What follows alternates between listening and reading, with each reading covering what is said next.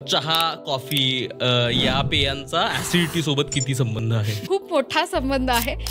मी पेशंटना सांगते की तुम्ही सकाळी उठल्या-उठल्या चहा पिऊ नका.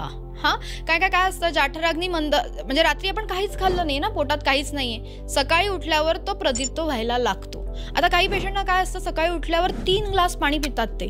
तर मी म्हटलं, "अहो तुम्ही एवढं 3 ग्लास पाणी प्यायला तुमचा जो जाठराग्नी आहे तो पूर्ण विझला जाईल.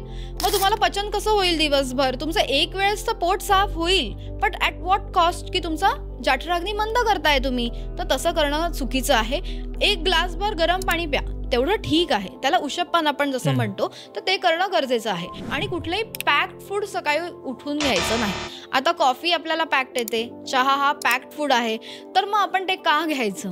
तर आपण नंतर घ्या ना तुम्ही. दिवसातून 1 ते 2 वेळा ठीक आहे, पण सकाळी उठल्या-उठल्या न घेणं हेच उत्तम.